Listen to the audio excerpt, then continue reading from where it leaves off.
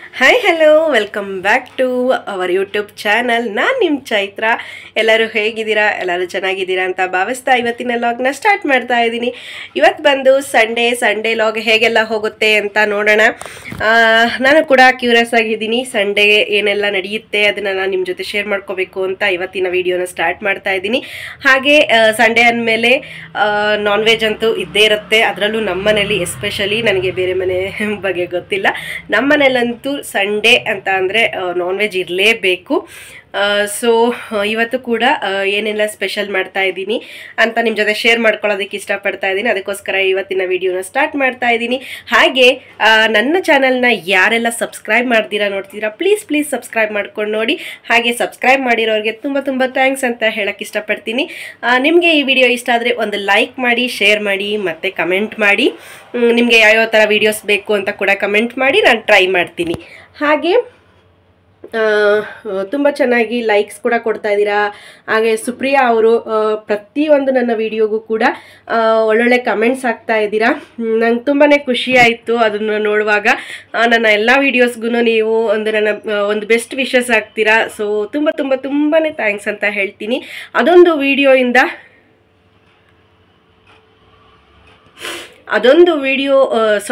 Comment ನಾನು ನೋಡೋದ್ರಿಂದ ನನಗೇನೋ ಒಂಥರ ಖುಷಿ ಸಿಗುತ್ತೆ. ಮತ್ತು ಇನ್ನೂ ಹೆಚ್ಚು ವೀಡಿಯೋಸ್ನ ಮಾಡಬೇಕು ಅನ್ನೋವಂಥ ಖುಷಿ ಸಿಗುತ್ತೆ, ಎನರ್ಜಿ ಸಿಗುತ್ತೆ. ಸೊ ನಾವು ಹಾಕುವಂಥ ಒಂದು ವಿಡಿಯೋ ಹಿಂದೆ ತುಂಬಾ ಎಫರ್ಟ್ಸ್ ಇರುತ್ತೆ. ನಾನೊಬ್ಬಳೇ ಅಂತ ಅಲ್ಲ, ತುಂಬ ಯೂಟ್ಯೂಬರ್ಸು ಅಷ್ಟೇ ಕೂಡ, ಎಲ್ಲ ಯೂಟ್ಯೂಬರ್ಸ್ ಅಷ್ಟೇ, ಅವ್ರು ಹಾಕುವಂಥ ವಿಡಿಯೋ ಹಿಂದೆ ತುಂಬಾ ಎಫರ್ಟ್ಸ್ ಇರುತ್ತೆ. ಸೊ ನೀವು ಹಾಕೋ ಒಂದು ಕಮೆಂಟ್, ಒಂದು ಲೈಕ್ ಅಥವಾ ಒಂದು ಸಬ್ಸ್ಕ್ರೈಬ್ ಒಂದು ದಿನಕ್ಕೆ ಬಂತು ಅಂದರೆ ಹಾಕಿರೋ ಎಫರ್ಟ್ಗೆ ಒಂದು ಬೆಲೆ ಸಿಕ್ತಂಗೆ ಆಗುತ್ತೆ. ಹಾಗೆ ನೆಕ್ಸ್ಟ್ ವಿಡಿಯೋ ಮಾಡೋದಕ್ಕೂ ಕೂಡ ಎಂಕರೇಜ್ಮೆಂಟ್ ಸಿಕ್ತಂಗೆ ಆಗುತ್ತೆ. ತುಂಬಾ ಖುಷಿ ಆಗುತ್ತೆ ಅದನ್ನೆಲ್ಲ ನೋಡಿದಾಗ. ಸೊ ಇದೇ ರೀತಿ ನಿಮ್ಮ ಸಪೋರ್ಟ್ ನನ್ನ ಮೇಲೆ ಇರಲಿ ಅಂತ ಕೇಳ್ಕೊತ ಈ ವಿಡಿಯೋನ ಕಂಟಿನ್ಯೂ ಮಾಡ್ತಾ ಇದ್ದೀನಿ. ಬನ್ನಿ ಇವತ್ತು ಏನೆಲ್ಲ ನಡೀತು ಅಂತ ನಿಮ್ಮ ಜೊತೆ ಶೇರ್ ಮಾಡ್ಕೊತೀನಿ. ನೋಡ್ಬೋದು ನೀವು, ಫ್ರೆಶ್ ಆಗಿದೆ ಫಿಶ್ಶು. ಇದು ಬಾಂಗ್ಡಾ ಫಿಶ್. ಇದನ್ನು ನಾನು ಕ್ಲೀನಾಗಿ ಸಾಲ್ಟ್ ಮತ್ತು ಅರಿಶಿನ, ನಿಂಬೆಹಣ್ಣು ಹಾಕಿ ವಾಶ್ ಮಾಡಿ ಇಟ್ಕೊಂಡಿದ್ದೀನಿ. ಇವಾಗ ಅದಕ್ಕೆ ಕಲಸೋ ಅಂಥ ಮಸಾಲೆನ ರೆಡಿ ಮಾಡ್ಕೊಳ್ಳೋಣ. ನಾನಿಲ್ಲಿ Teju kebab powder, fish kebab ಪೌಡರ್ನ ತಗೊಂಡಿದ್ದೀನಿ. ತುಂಬ ಚೆನ್ನಾಗಿದೆ ತೇಜು ಕಂಪ್ನಿದು ಎಲ್ಲ ಮಸಾಲೆ ಐಟಮ್ಸು. ಅದಕ್ಕೆ 1 ಸ್ಪೂನಷ್ಟು ಶುಂಠಿ ಬೆಳ್ಳುಳ್ಳಿ ಪೇಸ್ಟ್ ಕೂಡ ಆ್ಯಡ್ ಮಾಡ್ಕೋತಾ ಇದ್ದೀನಿ. ಹಾಗೆ 1 ಸ್ಪೂನಷ್ಟು chilli powder, red chilli powder, ಅಚ್ಚಕಾರದ ಪುಡಿನೂ ಕೂಡ ಹಾಕೊತಾ ಇದ್ದೀನಿ. ಹಾಗೆ ಒಂದು ಅರ್ಧ ಸ್ಪೂನಷ್ಟು ಜೀರಿಗೆ ಪೌಡ್ರು ಕೂಡ ಹಾಕೋತಾ ಇದ್ದೀನಿ. 1 ಸ್ಪೂನಷ್ಟು ಕಾರ್ನ್ಫ್ಲೋರ್, ಹಾಗೆ ಒಂದು ದಪ್ಪದ ನಿಂಬೆಹಣ್ಣನ್ನ ಫುಲ್ ಅದರ ರಸ ಹಾಕೋತಾ ಇದ್ದೀನಿ, 1 ನಿಂಬೆಹಣ್ಣು ಫುಲ್ದು. ಈ ಫಿಶ್ಶಿಗೆ ತುಂಬ ಹುಳಿ ಇದ್ದರೆ ಚೆನ್ನಾಗಿರುತ್ತೆ. ಹಾಗೆ ರುಚಿಗೆ ತಕ್ಕಷ್ಟು ಉಪ್ಪು ಕೂಡ ಹಾಕೋತಾ ಇದ್ದೀನಿ. ಇದನ್ನೆಲ್ಲ ಕ್ಲೀನಾಗಿ ಮಿಕ್ಸ್ ಮಾಡಿಕೊಂಡು ನೀರಿನಲ್ಲಿ ಪೇಸ್ಟ್ ರೀತಿಲಿ ಕಲಿಸ್ಕೊತಾ ಇದ್ದೀನಿ. ತುಂಬ ತೆಳು ಆಗಬಾರ್ದು, ಹಾಗೆ ತುಂಬ ಗಟ್ಟಿ ಕೂಡ ಆಗಬಾರ್ದು, ಮೆತ್ಕೊಂಡ್ಬಿಡುತ್ತೆ ಫಿಶ್ಶಿಗೆ ಗಟ್ಟಿ ಆಗೋದ್ರೆ. ತೆಳು ಆಗೋದ್ರೆ ಕ್ಲೀನಾಗಿ ಮಸಾಲೆ ಹಿಡ್ಕೊಳ್ಳೋದಿಲ್ಲ. ಅದಕ್ಕೋಸ್ಕರ ಕಡಿಮೆ ಪ್ರಮಾಣದಲ್ಲಿ ಕ್ಲೀನಾಗಿ ಅದನ್ನು ಕಲಿಸ್ಕೊಂಡಿದ್ದೀನಿ ಪೇಸ್ಟ್ ರೀತಿಲಿ. ಇವಾಗ ಒಂದೊಂದಾಗೆ ಫಿಶ್ಶಿಗೆ ಮಸಾಲೆನ ಹಚ್ತಾ ಇದ್ದೀನಿ. ಸೊ ಈ ರೀತಿ ಅಲ್ಲೆಲ್ಲ ಕಟ್ ಮಾಡಿರ್ತಾರಲ್ವ, ಅಲ್ಲಿಗೆ ಕ್ಲೀನಾಗಿ ಫಿಲ್ ಮಾಡ್ತಾ ಹೋಗಬೇಕಾಗತ್ತೆ ಮಸಾಲೆನ. ಹಾಗೆ ಈ ಫಿಶ್ಶು ತುಂಬಾ ಫ್ರೆಶ್ ಆಗಿತ್ತು. ಇದು ಬಾಂಗ್ಡಾ ಫಿಶ್. ಇದು ಅವರೇ ಕ್ಲೀನಾಗಿ ಅದರದ್ದು ಕ್ಲೀನೆಲ್ಲ ಮಾಡಿ ವಾಶ್ ಮಾಡಿ ಕಟ್ ಮಾಡಿ ಕೂಡ ಕೊಟ್ಟಿದ್ದಾರೆ. ತುಂಬಾ ಚೆನ್ನಾಗೂ ಕೂಡ ಇತ್ತು ಫಿಶ್ಶು. ಹಾಗೆ ಯಾವುದೇ ರೀತಿ ಸ್ಮೆಲ್ ಕೂಡ ಇರಲಿಲ್ಲ. ನನಗೆ ಫಿಶ್ ಮಾಡ್ತಾ ಇರೋದೇ ಫಸ್ಟ್ ಟೈಮು. ತುಂಬ ಸ್ಮೆಲ್ ಇರುತ್ತೆ ಅಂತ ಅಂದ್ಕೊಂಡಿದ್ದೆ ನಾನು, ಬಟ್ ಸ್ಮೆಲ್ ಕೂಡ ಏನೂ ಇರಲಿಲ್ಲ. ಅದು ತುಂಬಾ ಚೆನ್ನಾಗಿತ್ತು ಅಂತಲೇ ಹೇಳ್ಬೋದು. ಮತ್ತು ಸ್ಮೆಲ್ ಏನಕ್ಕೆ ಬರುತ್ತೆ ಅಂದರೆ, ನಾವು ಕ್ಲೀನಾಗಿ ವಾಶ್ ಮಾಡಲಿಲ್ಲ ಅಂದರೆ ಸ್ಮೆಲ್ ಬರುತ್ತೆ. ಕ್ಲೀನಾಗಿ ಉಪ್ಪು, ಅರಿಶಿನ ಹಾಗೂ ನಿಂಬೆಹಣ್ಣು ಹಾಕಿ ಒಂದು 5-10 ನಿಮಿಷ ಅದನ್ನು ಬಿಟ್ಟು ಆನಂತರ ಕ್ಲೀನಾಗಿ ನೀರಿನಲ್ಲಿ ವಾಶ್ ಮಾಡೋದ್ರಿಂದ ಯಾವುದೇ ರೀತಿ ಸ್ಮೆಲ್ ಬರಲ್ಲ. ಹಾಗೆ ಇದು ಎಲ್ಲ ಫಿಶ್ಗೂ ಅದೇ ರೀತಿ ಮಸಾಲೆ ಎಲ್ಲ ಅಪ್ಲೈ ಮಾಡಿ ಇದನ್ನು ನಾನು 1 ಅವರ್ ಮ್ಯಾರಿನೇಟ್ ಆಗೋದಕ್ಕೆ ಬಿಟ್ಟಿದ್ದೀನಿ. 1.5 ಅವರೇ ಆಯಿತು. ನಾನೆಲ್ಲ ಫುಲ್ ಕೆಲಸ ಆದ ನಂತರ ಇದನ್ನು ಲಾಸ್ಟಲ್ಲಿ ಫ್ರೈ ಮಾಡಿದ್ದು. ಸೊ 1.5 ಅವರ್ ನಾನು ಬಿಟ್ಟಿದ್ದೀನಿ. ಅದು ಮಸಾಲೆ ಎಲ್ಲ ಚೆನ್ನಾಗಿ ಹೀರ್ಕೊಂಡಿತ್ತು ಅಂತಲೇ ಹೇಳ್ಬೋದು. ಸೊ ಇಲ್ಲಿ ಪ್ಯಾನ್ಗೆ ನಾನು 1 ಸ್ಪೂನಷ್ಟು ಆಯಿಲ್ನ ಹಾಕ್ತಾಯಿದ್ದೀನಿ. ಪ್ಯಾನ್ನು ಕ್ಲೀನಾಗಿ ಫುಲ್ ಹೀಟ್ ಆಗಿರಬೇಕು. ಅದು ನೀವು ಸ್ವಲ್ಪ ಅದು ಬಿಸಿಯಾಗಿದೆ ಅಂದಿದ ತಕ್ಷಣ ಫಿಶ್ನ ಹಾಕಿಬಿಟ್ರೆ ಅದು ನೆಕ್ಸ್ಟ್ ಹಿಂಗೆ ಟರ್ನ್ ಮಾಡುವಾಗ ಅದ್ರದ್ದು ಮಸಾಲೆ ಮತ್ತು ಫಸ್ಟ್ ಲೇಯರ್ ಏನಿರುತ್ತೆ ಅದೆಲ್ಲ ಬಿಟ್ಕೊಂಡು ಬಿಡುತ್ತೆ. ಸೊ ಅದಕ್ಕೋಸ್ಕರ ಚೆನ್ನಾಗಿ ಪ್ಯಾನ್ ಹೀಟ್ ಆದ ನಂತರ ಹಾಕಿದ್ರೆ ಆ ರೀತಿ ಪ್ರಾಬ್ಲಮ್ಸ್ ಎಲ್ಲ ಏನೂ ಬರೋದಿಲ್ಲ. ಸೊ ಇದು ಕಡಿಮೆ ಉರಿಲೇ ಮಾಡಬೇಕಾಗತ್ತೆ. ನೀವು ಹೈ ಫ್ಲೇಮ್ ಮಾಡಿಬಿಡ್ತು ಅಂತ ಅಂದರೆ ಹೈ ಫ್ಲೇಮ್ ಮಾಡಿಬಿಟ್ರೆ ಫಸ್ಟೇ ಮೇಲೆಲ್ಲ ಬ್ಲ್ಯಾಕ್ ಆಗೋಗುತ್ತೆ, ಒಳಗಡೆ ಕ್ಲೀನಾಗಿ ಬೆಂದಿರೋದಿಲ್ಲ. ಇದು ಫುಲ್ಲು ಫಿಶ್ ಅದು ಪ್ರೊಸೀಜರ್ ಮುಗಿಯೋವರೆಗೂ ಫುಲ್ ಸಿಮ್ಮಲ್ಲೇ ಇಡಬೇಕಾಗತ್ತೆ, ಕಡಿಮೆ ಉರಿಲೇ ಇಟ್ಕೊಂಡು ಮಾಡಬೇಕಾಗತ್ತೆ. ಟೇಸ್ಟ್ ವೈಸ್ ಅಂತೂ ತುಂಬಾ ಚೆನ್ನಾಗಿತ್ತು. ಟ್ರಸ್ಟ್ ಮೀ, ತುಂಬ ಅಂದರೆ ತುಂಬಾ ಚೆನ್ನಾಗಿತ್ತು. ಫಸ್ಟ್ ಟೈಮ್ ಮಾಡಿದ್ದು ನಾನು, ಹೇಗೆ ಬರುತ್ತೋ ಏನೋ ಅಂದ್ಕೊಂಡಿದ್ದೆ, ಬಟ್ ತುಂಬಾ ಚೆನ್ನಾಗಿ ಬಂತು, ಯಮ್ಮಿಯಾಗಿತ್ತು ಅಂತಲೇ ಹೇಳ್ಬೋದು.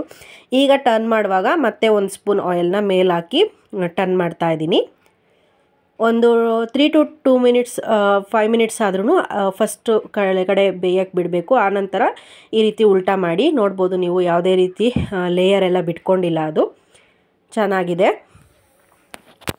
ನಾವು ಹಾಕಿದ ತಕ್ಷಣ ಒಂದು ನಿಮಿಷಕ್ಕೆಲ್ಲ ಹಿಂಗೆ ಟರ್ನ್ ಮಾಡೋಕ್ಕೆ ಹೋಗ್ಬಿಟ್ರೆ ಅದಿನ್ನೂ ಬೆಂದಿರಲ್ಲ, ಕ್ಲೀನಾಗಿ ಬರೋದಿಲ್ಲ. ಸೊ ನನ್ನ ಹಸ್ಬೆಂಡ್ ಹಾಗೂ ನನ್ನ ಮಗನ ನೋಡ್ಬೋದು, ಫಸ್ಟ್ ಟೈಮ್ ಮನೇಲಿ ಫಿಶ್ ಮಾಡ್ತಾ ಇರೋದ್ರಿಂದ ಫುಲ್ ಎಕ್ಸೈಟ್ಮೆಂಟ್ ಆಗಿ ಹೋಗಿದ್ರು, ಹೇಗೆ ಬರುತ್ತೆ ಏನು ಅಂತ, ಯಾವಾಗ ಕೊಡ್ತೀನಿ ಅಂತ ಕಾಯ್ಕೊಂಡು ನಿಂತುಬಿಟ್ಟಿದ್ದಾರೆ ಇಬ್ಬರೂ. ಖುಷಿ ಇತ್ತು ಅವರಿಬ್ರಿಗೂ, ಹೇಗೆ ಬರುತ್ತೆ ಟೇಸ್ಟು ನೋಡೋಣ ಅಂತ. ಯಾವಾಗಲೂ ಹೋಟೆಲಿಂದ ತಂದು ತಿಂತಾ ಇದ್ದಿದ್ದು, ಈ ಸಾರಿ ಮನೇಲೇ ತಂದು ಟ್ರೈ ಮಾಡಿರೋ ಅಂಥದ್ದು.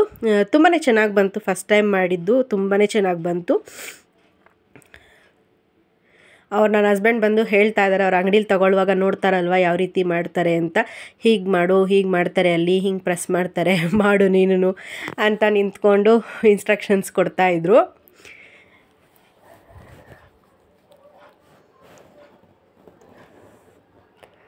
ಹೀಗೆಲ್ಲ ಪ್ರೆಸ್ ಮಾಡು ಅಂತೆಲ್ಲ ಹೇಳ್ತಾಯಿದ್ರು. ಸೊ ನಾನು ಅವರಿಗೆ ತೃಪ್ತಿ ಆಗಲಿ ಅಂತ ಹೇಳಿ ಅವ್ರು ಹೇಳ್ದಾಗೆ ಮಾಡ್ತಾಯಿದ್ದೆ. ಬಟ್ ಟೇಸ್ಟ್ ತುಂಬಾ ಚೆನ್ನಾಗಿ ಬಂದಿತ್ತು. ನಾನು ಪದೇ ಹೇಳ್ತಾ ಇದ್ದೀನಿ, ತುಂಬ ಅಂದರೆ ತುಂಬಾ ಚೆನ್ನಾಗಿತ್ತು. ನೋಡ್ಬೋದು ಔಟ್ಪುಟ್ ನೀವು ಎಷ್ಟು ಯಮ್ಮಿಯಾಗಿ ಕಾಣಿಸ್ತಾ ಇದೆ ಅಂತ. ನಾನಿವಾಗ ಎಡಿಟ್ ಮಾಡ್ತಿದ್ರು ಬಾಯಲ್ಲಿ ನೀರು ಬರ್ತಾ ಇದೆ, ಅಷ್ಟು ಚೆನ್ನಾಗಿತ್ತು. ಸೊ ಹಾಗೆ ಅದನ್ನು ಮಾಡಿ ನಂತರ ಅದನ್ನು ನಾನು ಕೊನೆಯಲ್ಲಿ ಫ್ರೈ ಮಾಡಿದ್ದು. ಸೊ ನಾನು ಕ್ಲಿಪ್ಪಿಂಗ್ಸ್ ಫಸ್ಟೇ ಆ್ಯಡ್ ಮಾಡಿದ್ದೀನಿ. ನೋಡ್ಬೋದು ನನ್ನ ಕಿಚನ್ ಎಷ್ಟು ಮೆಸ್ಸಿ ಆಗಿದೆ ಅಂತ. ಅವತ್ತು ಸಂಡೇ ತುಂಬ ಐಟಮ್ಸ್ ಮಾಡೋದಿದ್ರಿಂದ ಲಾಸ್ಟಲ್ಲಿ ಒಟ್ಟಿಗೆ ಕ್ಲೀನ್ ಮಾಡೋಣ ಅಂತ ಹೇಳಿ ಜಸ್ಟ್ ಕುಕ್ಕಿಂಗ್ ಮಾಡ್ಕೊತಾ ಹೋಗ್ತಾ ಇದ್ದೆ. ತುಂಬಾ ಮೆಸ್ಸಿ ಆಗೋಗಿತ್ತು. ಸೊ ಫಸ್ಟು ಅಡುಗೆಗೆಲ್ಲ ಫುಲ್ ರೆಡಿ ಮಾಡಿದ ನಂತರ ಆಮೇಲೆ ನಾನು ಇದನ್ನು ಕ್ಲೀನ್ ಮಾಡ್ಕೊಳ್ಳೋಣ ಅಂತ ಹೇಳಿ ಹಾಗೆ ಬಿಟ್ಟಿದ್ದೆ. ಸೊ ಈಗ ಬನ್ನಿ ನಾನು ಏನೆಲ್ಲ ರೆಸಿಪೀಸ್ ಮಾಡಿದ್ದೀನಿ ಅಂತ ನಿಮಗೆ ತೋರಿಸ್ತಾ ಹೋಗ್ತೀನಿ. ಇಲ್ಲಿ ಗೀ ರೈಸ್ ತೋರಿಸ್ತಾ ಇದ್ದೀನಿ ನಾನು, ಅದು ವಿಷಲೆಲ್ಲ ಕೂಲ್ ಆಗಿತ್ತು, ಒಂದು ಸಾರಿ ಮಿಕ್ಸ್ ಮಾಡೋಣ ಅಂತ ಹೇಳಿ ಮಾಡ್ತಾಯಿದ್ದೀನಿ. ನಾನು ಇದೆಲ್ಲ ರೆಸಿಪಿನೂ ನಿಮ್ಮ ಜೊತೆ ಶೇರ್ ಮಾಡ್ಕೋಬೇಕು ಅಂತ ಬೆಳಗ್ಗೆ ವಿಡಿಯೋ ಸ್ಟಾರ್ಟ್ ಮಾಡಿದ್ದು ನಾನು ಅಷ್ಟೇ ಜೋಶಾಗಿ. ಬಟ್ ಮಾಡ್ತಾ ವಿಡಿಯೋನು ಮ್ಯಾನೇಜ್ ಮಾಡಿಕೊಂಡು ಅಡುಗೆ ಮಾಡ್ತಾ ಹೋಗೋದು ತುಂಬಾ ಕಷ್ಟ ಆಗೋಯ್ತು ನನಗೆ. ಸೊ ಸಾರಿ, ಅದಕ್ಕೆ ನಾನು ಸಾರಿ ಕೇಳ್ತೀನಿ.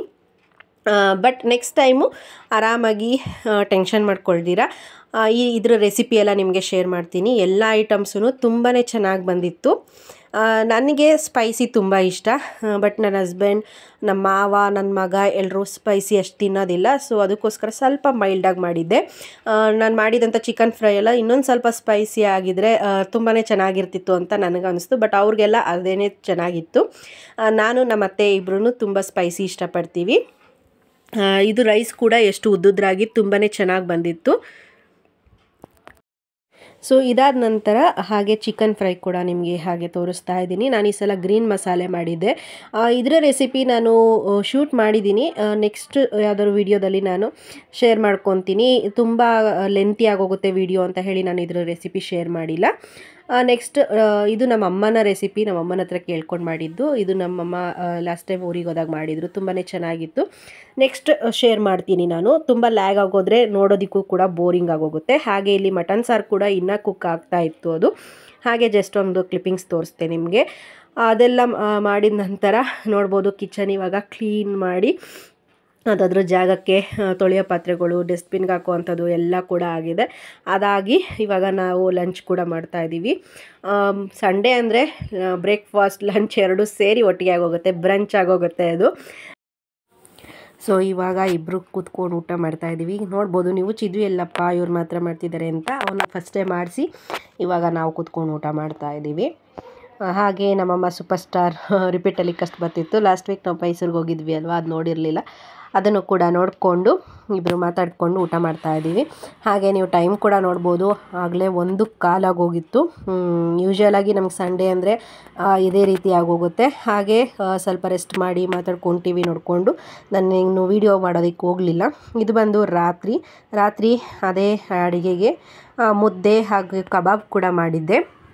ಸೊ ಕಬಾಬು, ಮುದ್ದೆ ಮತ್ತು ಅದೇ ಸಾಂಬಾರು, ಚಿಕನ್ ಫ್ರೈ ಇತ್ತು. ಸೊ ಅದೇ ಎಲ್ಲ ನೈಟ್ ಊಟ ಕೂಡ ಆಯಿತು. ಊಟ ಎಲ್ಲ ಮಾಡಿ ಈ ರೀತಿ ನಮ್ಮ ಸಂಡೇ ಕೂಡ ಕಳೀತು ನಮ್ಮದು.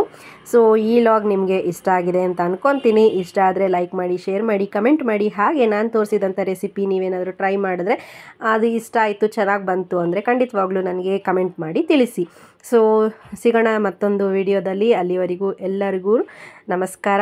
C you in the next log. Thank you.